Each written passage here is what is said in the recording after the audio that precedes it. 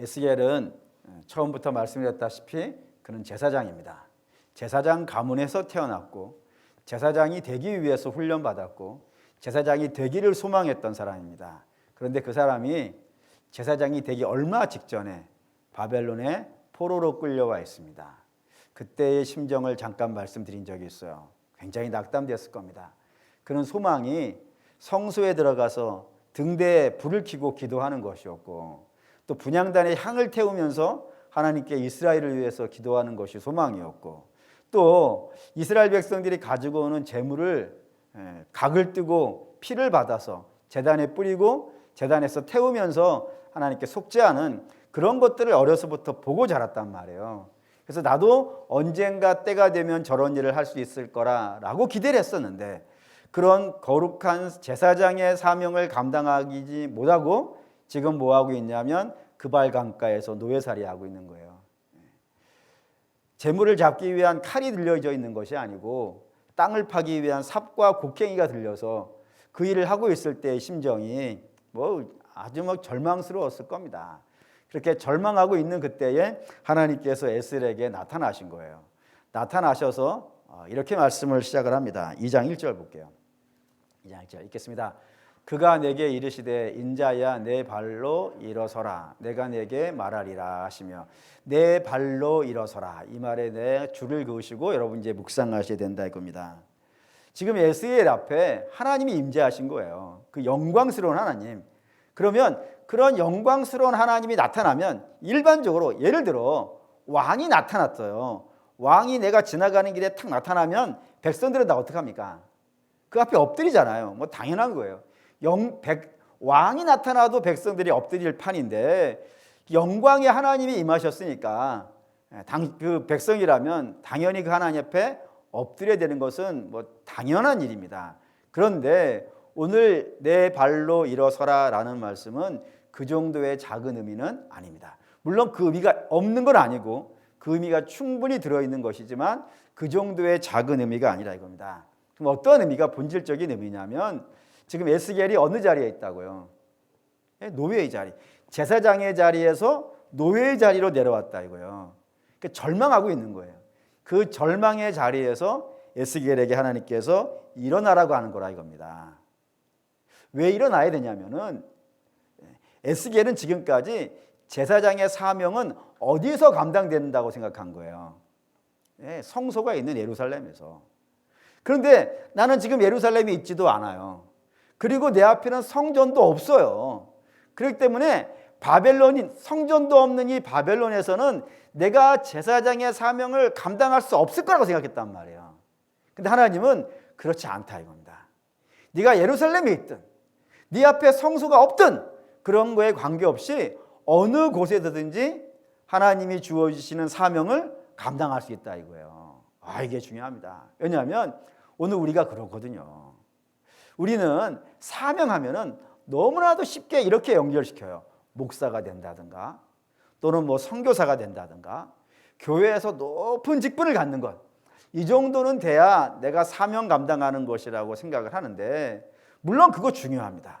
하나님께서 당신의 교회를 위해서 당신의 뜻을 선포하기 위해서 어떤 이는 목사로 부르시기도 하시고 어떤 이는 선교사로 부르기도 하시고 어떤 이는 장로로 부르셔가지고 주님의 교회와 주의 복음을 맡기신다 이겁니다. 그런데 그런 사람들만 주의 복음을 감당하고 사명을 감당하는 것이 아니라 이겁니다. 하나님이 당신의 백성으로 부르는 모든 사람은 그가 교회에 있든 또는 가정에 있든 또는 사회에 있든 어느 곳에 가든지 그들은 다 뭐예요? 왕 같은 제사장이에요. 그래서 우리 주부 같은 경우에는 싱크대에서 설거지를 하고 있는 중에도 사명을 감당할 수 있다니까요.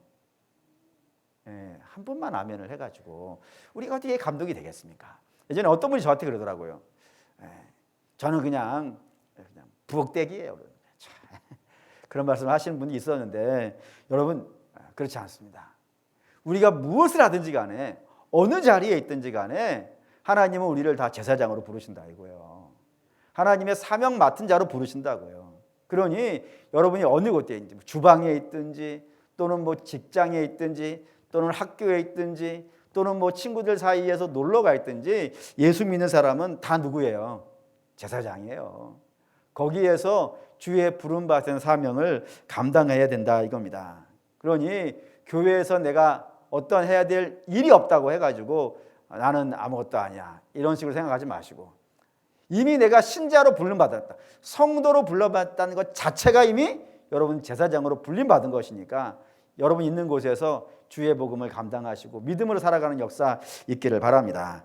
그렇게 하나님께서 에스라에게 너 일어나, 네가 지금 노예 자리에 있더라도 제사장과 하나님의 선교사의 사명을 감당해야 되니까 그 절망에서 일어나라고 말씀하시고 그 뒤에 이런 말씀을 하세요. 2장 3절에서 5절 읽겠습니다. 내가 내게 이를 때 인자야 내가 너를 이스라엘 자손 곧 그 패악한 백성 나를 배반하는 자에게 보내노라. 그들과 그 조상들이 내게 범죄하여 오늘까지 이르렀나니 했는데, 하나님께서 에스겔을 부르실 때 부르시는 이름이 있어요. 그게 뭐냐면 인자라고 이렇게 딱 써놓으면은 가장 먼저 누가 떠오르세요? 예수님 떠오르시죠? 예수님이 당신을 항상 부르실 때 인자라고 부르신다고요. 그래서 예수님이 부르시는 인자하고 이 에스겔을 향해서 하나님이 부르시는 인자하고 같은 단어일 거라고 생각하면 곤란합니다. 물론 글자는 똑같습니다. 글자는 똑같지만 내용이 달라요. 어떻게 다르냐면 예수님이 당신을 부르실 때 인자는 에스겔을 있는 인자가 아니고 다니엘에 있는 인자입니다. 다니엘 한번 볼까요? 다니엘 7장 13절. 다니엘 7장 13절. 다니엘 7장 13절. 나왔어요. 읽어보겠습니다. 내가 또 한밤중에 보니 인자 같은 이가 하늘 구름을 타고 와서 옛적부터 항상 계신 이에게 나아가 그 앞으로 인도되매라고 했어요. 그러니까 에스겔에 등장하는 인자는 사실 인자가 아니에요. 인자 같은 이예요. 원래 모습은 뭐예요? 하늘 구름을 타고 오는 이예요. 하늘 구름을 사람이 타고 다닐 수 없는 건 아니겠어요. 하나님을 뜻한다 이겁니다. 그렇기 때문에 예수 그리스도는 사람은 아니에요.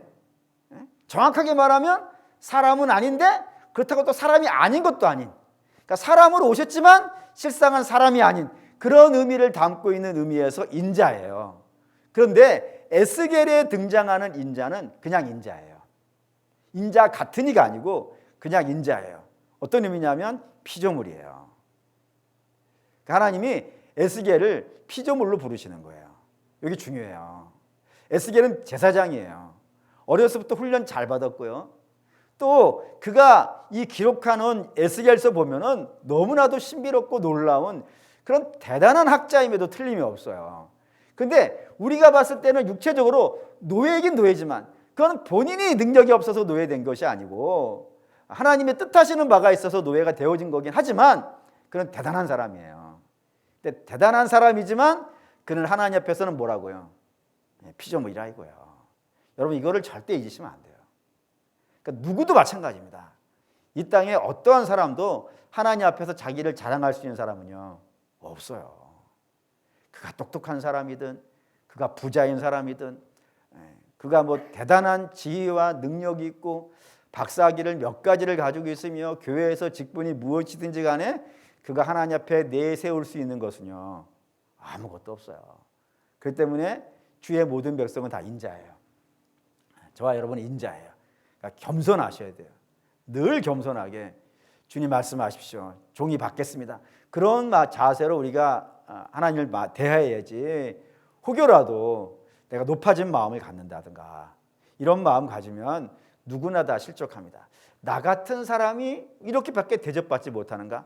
네, 맞습니다.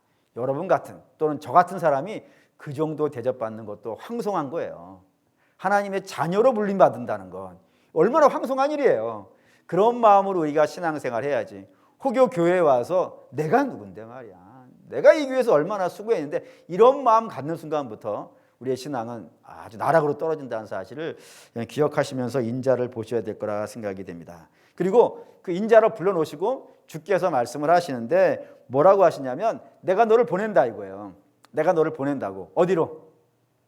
이스라엘 자손에게.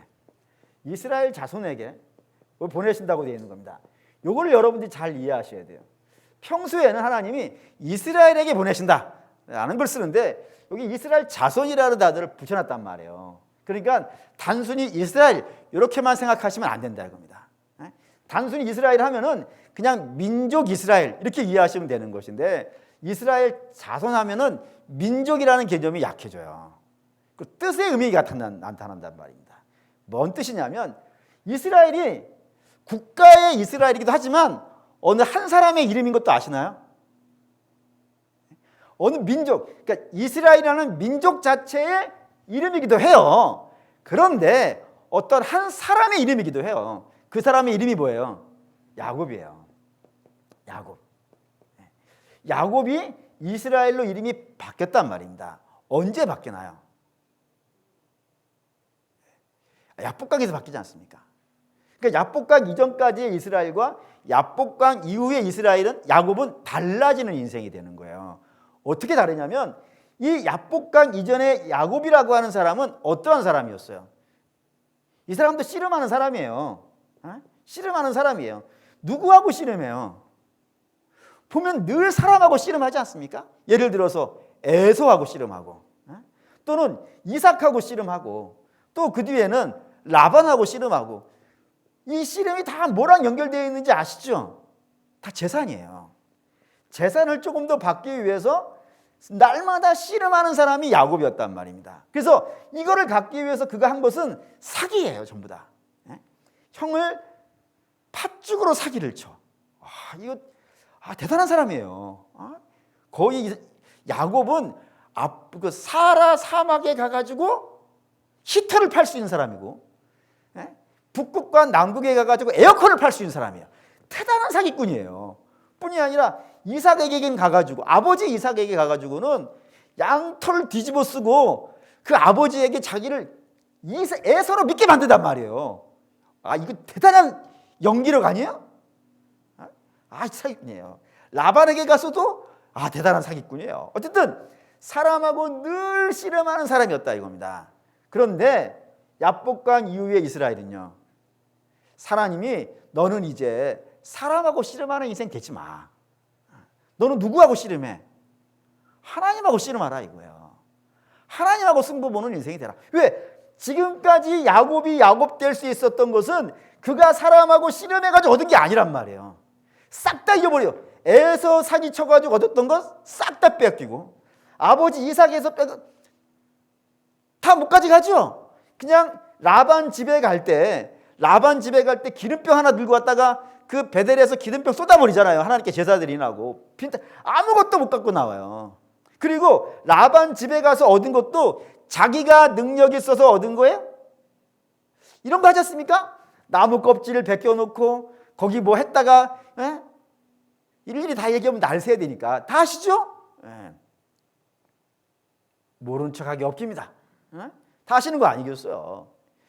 근데 그거 해가지고 정말 점이 있는 양이 점이 빠지고 점이 없던 양이 점이 생기고 이렇게 했습니까? 그래서 제가 한번 여러분이 해보라고 했죠? 아닌 거예요. 그가 별짓을 다 하든 그를 부하게 하신 분은 누구였다는 거예요? 하나님이었다 이거예요. 그러니까 하나님이 주시는 거예요. 그러니까 너는 사람하고 씨름해가지고 얻은 게 없어.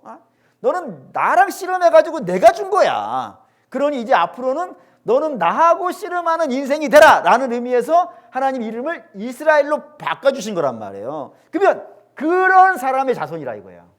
이 자손은 누구랑 씨름해야 되는 거예요? 하나님하고 씨름하는 인생이 돼야 돼. 그게 이스라엘 자손이에요. 그러니까 에스겔에게 너는 이스라엘 자손에게 가서 이 말을 하라는 것은 너는 하나님과 씨름하기로 되어져 있는 그렇게 약속되어져 있는 그 백성에게 가지고 이야기하라고요. 뭐라고? 너희 패역한 족속이라고. 너는 하나님을 배신한 자라고요. 그게 무슨 뜻인지 이제 이해가 되셔야 돼요. 뭐냐면 너희는 하나님하고 씨름하기로 되어 있었는데 그렇게 불림받은 자손들인데 너희는 지금 누구랑 씨름하고 있냐 이거예요. 너희는 나랑 씨름한 거 아우 있지 않지 않냐. 너희는 열방을 닮아가기 위해서 열방이 되기 위해서 씨름하고 있고 열방이 가진 것을 갖기 위해서 씨름하고 있고 열방이 그 모습을 보면서 그들처럼 되려고 씨름하고 있지 내가 원하고 있는 삶이 되기 위해서 씨름한 적은 없지 않냐 이거예요. 그걸 배신했다고요. 그것도 얼마만큼 배신했냐면은 뭐라고 성경이 되어 있냐면 조상 때부터 오늘까지예요. 그러니까 오늘 내일 이런 게 아니에요. 그러니까 이스라엘이 하나님과 씨름하기로 되어져 있는 이스라엘이 하나님을 내팽개치고 세상을 닮아가려는 세상의 씨름을 한 것이 어제 오늘 이야기가 아닌 거예요.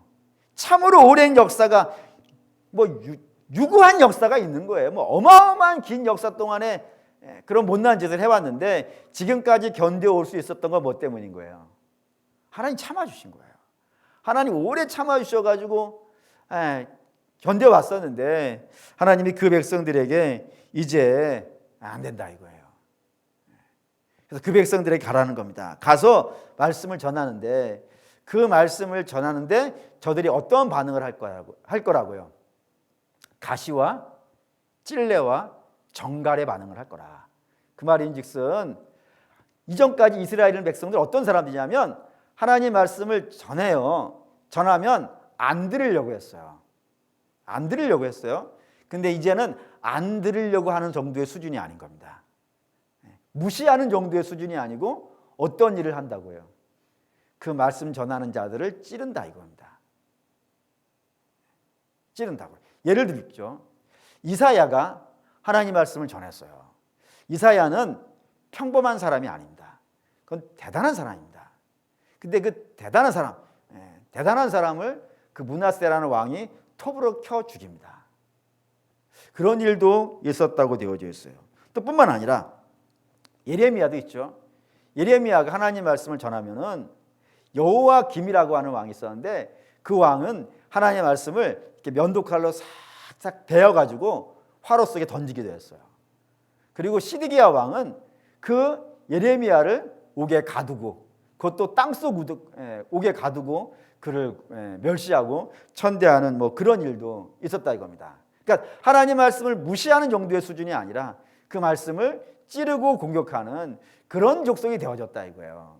그 족속에 가서 하나님께서 말씀을 전하라는 겁니다. 근데 여기서 우리가 기억해야 되는 것은 일반 역사에서 왕의 명령을 그렇게 대접한다 그러면 어떤 대접을 받을 것 같으세요?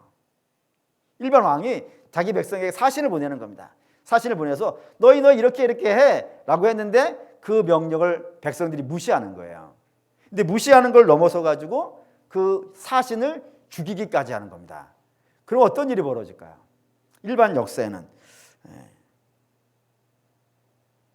심각하죠. 그런 예가 한번 있어요. 이런 예 한번 이렇게 얘기할까요? 이스라엘의 마지막 4명의 왕은 여러분이 꼭 좀 기억해 달라고 했습니다. 여호아스,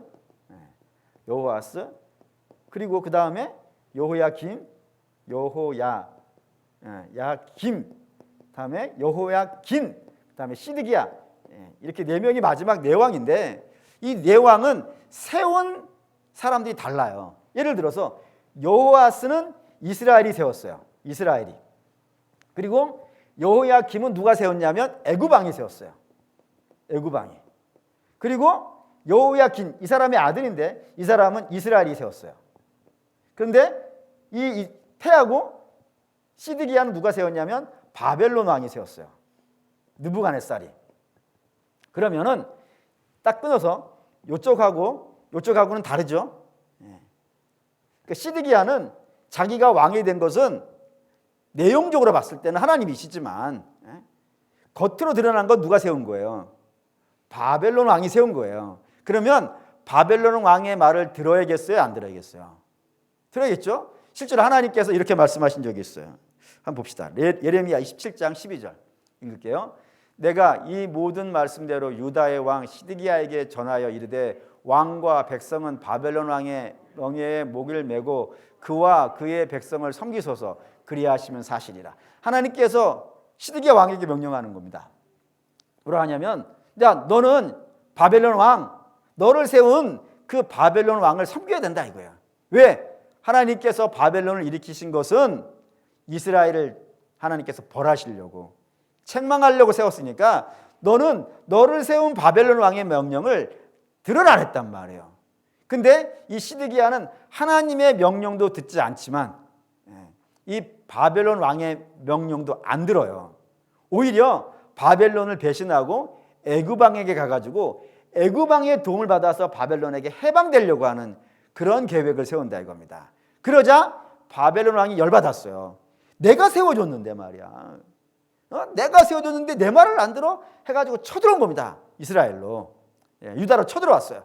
쳐들어와가지고 이 시드기야를 눈을 빼버린 거예요. 그런데 더 이거 말할 수 없이 비참한 거죠. 눈을 빼버린 것, 왕의 눈을 빼버린 것 말할 수 없이 비참해요. 근데 제가 볼 때는 그보다 더 비참한 게 있어요. 그게 뭐죠? 마지막 그 눈이 뽑히기 전 내가 인생을 살면서 마지막으로 본 장면이 뭐냐면 아들이 죽는 거예요. 그런 일이 왜 벌어졌다고요? 물론 하나님의 심판이에요. 그런데 내용적으로 그렇지만 형식적으로 본다 그러면은 바벨론 왕의 말을 안 들었기 때문이라 이거예요. 그러니까 왕의 말을 안 듣는 건 이렇게 비참한 거예요. 근데 하물며 하나님의 말을 안 듣는 건요. 더 심각한 거 아니겠습니까? 더 심각한 상황이라 이겁니다. 그러니 하나님이 당신의 말을 무시할 뿐만 아니라 당신의 말에 대해서 가시와 전갈라 채찍으로 반응하고 있는 이 이스라엘 백성은 하나님께서 사실은 멸하셔도 이스라엘 입장에서 아무 말을 할 수가 없는 거라 이거예요. 근데 하나님이 저들을 멸망시키시는 것이 아니라 뭐 하셨다 그러는 거예요?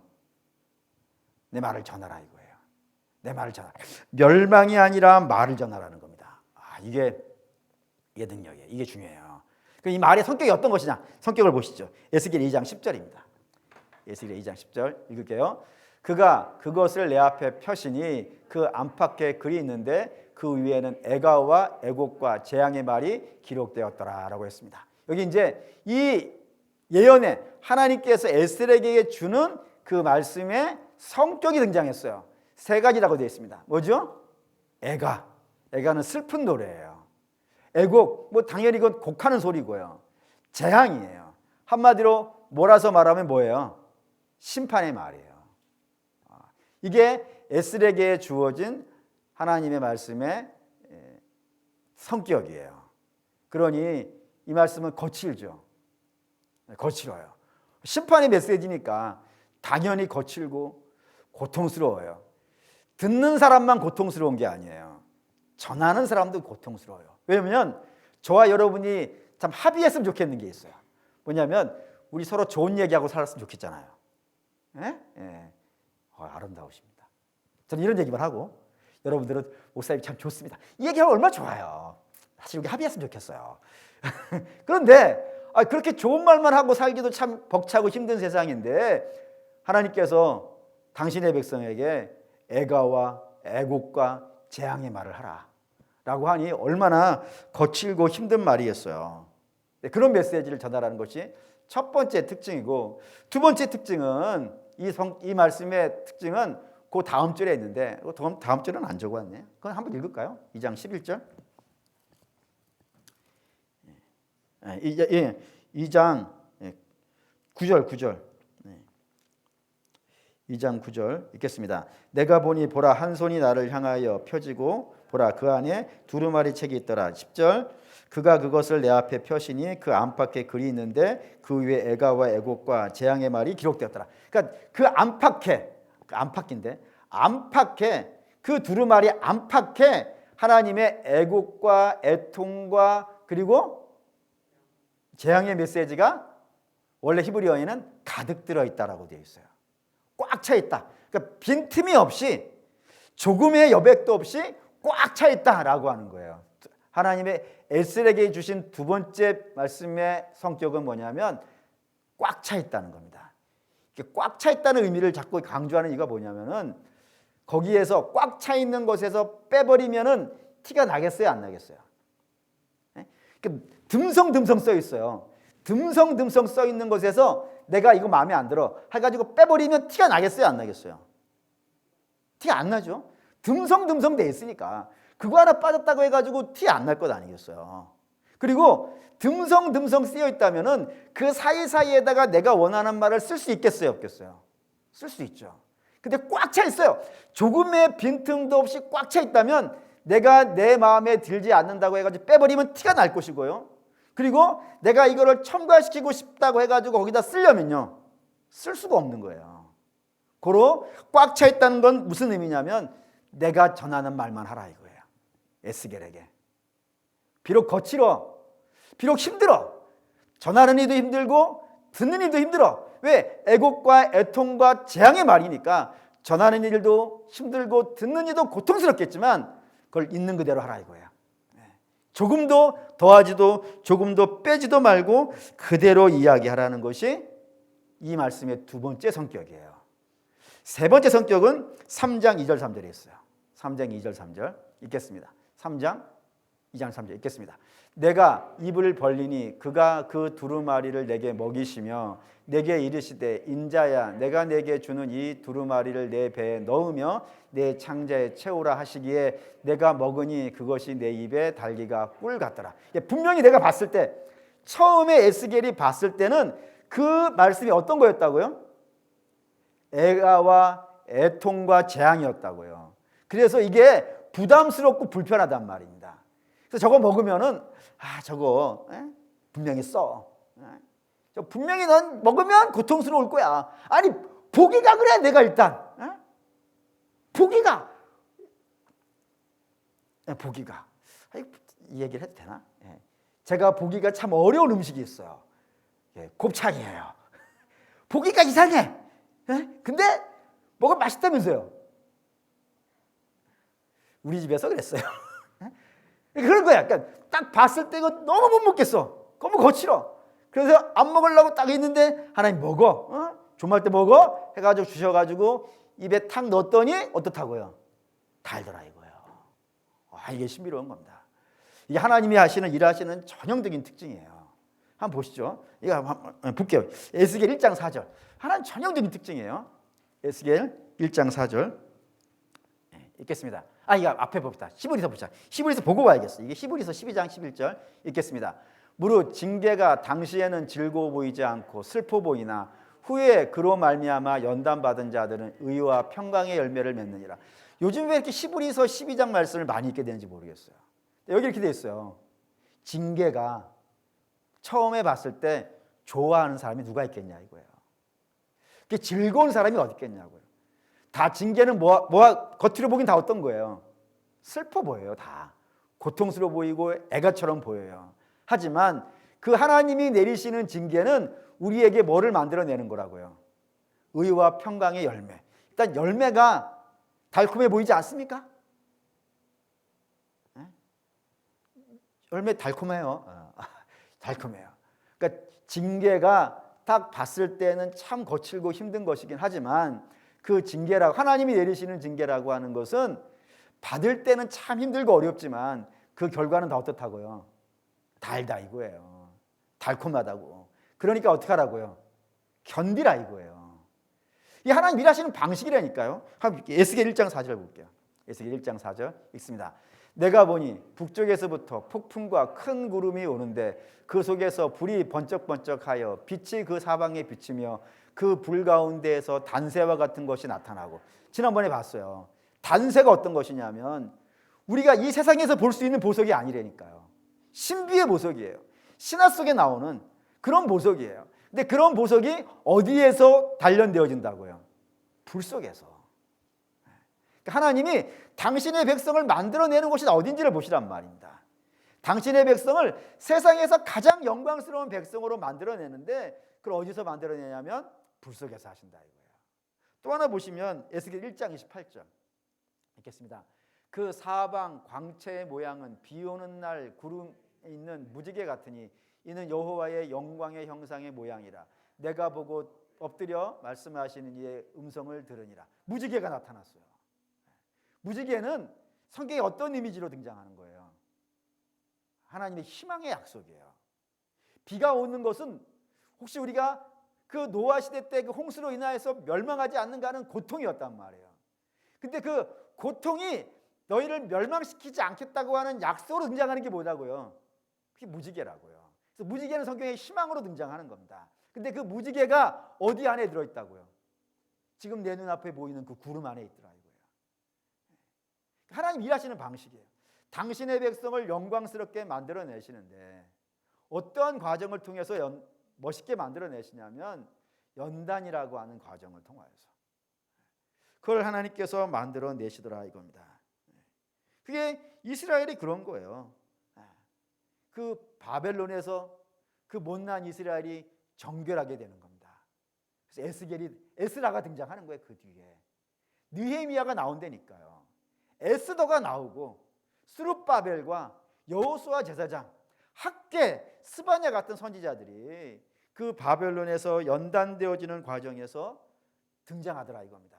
그러니 하나님이 이스라엘을 책망하시는 것은 열방이 자기 마음에 들지 않는다고 해가지고 왕의 눈을 빼고 그의 자식을 죽이고 나라를 쑥대밭으로 만들어서 멸망시켜버리는 그런 것이 아니고 하나님의 당신의 백성의 책망은 그들을 영광스럽게 만드시기 위하여서 죄 많은 백성을 영광스럽게 만드시기 위해서 복되게 만드시기 위해서 잠시 허락하신 그런 연단이라 이겁니다. 그러니 사랑하는 믿음의 성도 여러분, 하나님이 좋으신 분이에요? 악한 분이에요? 그런 답이 나올 거라 생각했어요. 하나님 참 좋으신 분이에요. 근데 그 좋으신 분의 말을 이 땅의 백성들은 거절하더라고요. 거절하더라고요. 그 연단의 말씀입니까? 근데 연단은 사랑하는 여러분, 연단은 뭐를 만들어내기 위한 거예요?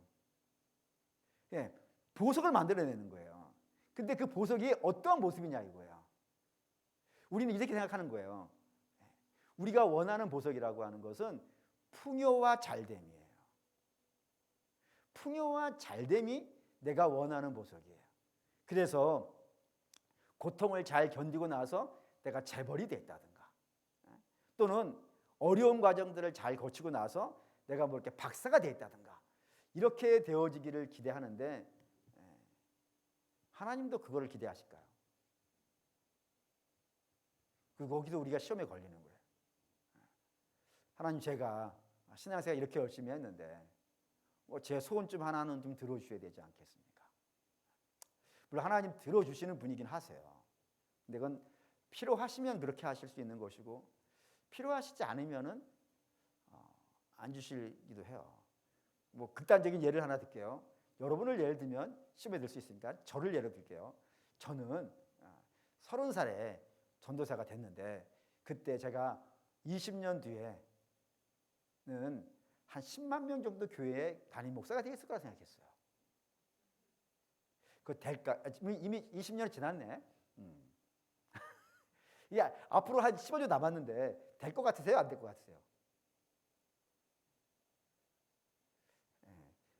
됐으면 좋겠어요. 솔직히 됐으면 좋겠어요. 근데 하나님이 원하시면 될 것이고 하나님이 원하시지 않으면 안 될 거예요. 하나님의 결정하실 문제예요. 그거는 사실 하나님이 모든 백성들에게 동일하게 허락하시는 게 아니에요. 그럼 하나님이 모든 백성에게 동일하게 원하시는 불 속에서 연단시키려는 모습은 풍요와 성공이 아닌 거예요. 만약에 그게 원하는 거라면은 다 그렇게 돼야 돼. 하나님이 그렇게 안 되게 하신다고요. 어떤 분은 예수 믿고 여전히 가난하신 분이 있어요. 참 신앙생활 잘 하시는데 아프신 분도 있어요. 참 성실하게 주님의 교회를 섬기는데 자식이 참 말을 안 듣고 힘들게 하는 분도 있어요. 또 참 누가 봐도 신앙의 본이 되는데 시험본만 보면은 안 되는 분도 있어요. 신앙의 목표가 그게 아니라는 겁니다. 하나님이 그 연단을 통해서 우리를 만들어 가시려고 하는 것은 어느 부분이겠어요? 거룩이에요. 하나님은 연단을 통해서 거룩을 만들어주고 싶어 하시는데 우리는 연단을 통하여서 풍요와 성공을 원해요. 이 사이에 갈등이 생긴 거입니다. 근데 여러분, 이 땅의 풍요와 성공을 위해서 씨름한 나라와 백성들은 많이 있습니다. 근데 그 나라와 백성이 지금까지도 있는 나라가 있던가요? 없는 거예요. 잠시 부했다가 금세 사라져버리는 그게 이 땅의 부와 성공입니다. 그런데 새하지 않는 나라가 있대요. 베드로전서 1장 6절에서 7절 있죠. 그러므로 너희가 이제 여러 가지 시험으로 말미암아 잠깐 근심하게 되지 않을 수 없으나 오히려 크게 기뻐하는도다. 너희의 믿음의 확실함은 불로 연단하여도 없어질 금보다 더 귀하여 예수 그리스도께서 나타나실 때에 칭찬과 영광과 존귀를 얻게 하려 할 것이니라고 했어요. 여기 이제 예수 그리스도가 나타나실 때까지 망하지 않는 게 있는 겁니다. 그리고 예수 그리스도 나타나실 때 칭찬과 영광과 존귀를 받을 만큼 아주 멋있는 게 있는 거예요. 그게 뭐냐면 믿음이에요. 믿음이에요. 하나님 저걸 만들어 싶어 하는 거예요. 믿음을 만들어주기 싶어서 오직 하나님만 의지하고 오직 하나님만 따르고 오직 하나님께만 순종하고 그분의 인도하심을 받아 살아가는 그런 거룩한 백성을 만들어내시는 것, 그것이 하나님의 연단의 목표예요. 근데 그런 목표를 갖고 신앙생활을 하가는 교회와 그런 목표를 갖고 하나님과 씨름하는 백성들은 망하지 않는 겁니다. 왜? 그 나라가 쇠하지 아니하니까. 근데 이 씨름을 해야 되는데 이스라엘은 이 씨름을 해야 되는 거예요. 이 씨름을 해야 되는데 엉뚱한 씨름 생활을 하다가 지금 바벨론 포로로 와 있다 이겁니다. 이제 그러지 말라 이거예요. 그래서 이스라엘 바벨론 포로에서 돌아왔는데 다윗과 솔로몬 그런 시대가 아니에요. 그들이 만들어낸, 솔로몬이 만들어낸 그런 성전 같은 모습 아니에요. 그냥 너무나도 볼품 없어가지고 솔로몬의 성전을 봤던 사람은 그 스룹바벨이 세운 성전을 바라보면서 울었어요. 우리가 이거밖에 못하는가? 옛날의 영광이 얼마나 아름다웠으면 이거밖에 못하는가 하고 울었는데 하나님은 그거 갖고 울지 말라 이거예요. 예? 이전에 봤던 영광이 이 영광이 지금 성전의 영광이 더 멋있는 영광일 거라고. 왜? 솔로몬의 성전은 망했다 이거예요. 돌 위에 돌이 얹혀지지 않았다고요. 근데 그 스룹바벨의 볼품없는 성전은 예수 그리스도께서 들어가셨단 말이에요. 예수 그리스도를 만난단 말입니다. 그로 사랑하는 믿음의 성도 여러분, 이스라엘 하나님께서 너희가 거룩에 대한 씨름을 하지 아니하고 하나님과 씨름하지 아니하고 세상과 씨름하다가 망했다 이겁니다. 그래 이제는 하나님과 씨름하는 인생이 되라. 이 사명을 전하기 위해서 오늘 에스겔을 불러서 이 일을 시키는 거예요. 그 일을 하기 위해서 에스겔은 그 평생의 소원이었던 제사장의 꿈을 이루지는 못하지만 그 일을 준비할 수 있는 그런 사람이 되어진다 이겁니다. 오늘 우리도 그래야 된다고 생각해요. 물론 그렇다고 해서 여러분들이 육체의 소망을 갖지 말라는 건 아닙니다. 당연히 가셔도 돼요. 그리고 기도하셔도 전혀 문제되지 않고 하나님이 그 기도 들어주시기를 원합니다. 그런데 그건 2번입니다. 2번입니다. 저와 여러분이 기도하실 때 1번으로 삼으셔야 되는 것은 주님, 제가 연단을 거치면서 믿음의 사람이 되게 해주십시오. 그리스도를 닮은 사람이 되게 해주시고 그리스도의 성품을 가진 사람이 되게 해주시고 그리고 믿음이 하나님이 기뻐하시는 장성한 분량까지 자라가는 우리가 되게 해주십시오.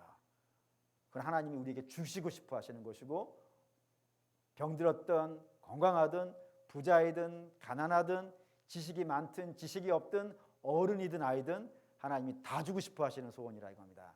그건 이루어지겠어요? 안 이루어지겠어요? 이루어져요. 그리고 그게 영원하고요. 그게 복될 것이고요. 그게 자랑스러울 날이 얼마 남지 않았습니다. 그날을 소망하시면서 오늘 밤에 기도하실 때 우리에게 금보다 더 귀한다고 하니까 이 찬양 이거 하시죠. 금보다 더 귀한 이 찬양 들으시면서 하나님 우리 금보다 더 귀한 믿음을 갖게 하시고 금보다 더 귀한 성품을 갖게 하시고 금보다 더 귀한 열매 있는 인생 되게 하시옵소서라는 마음으로 이 찬양 드리도록 하겠습니다.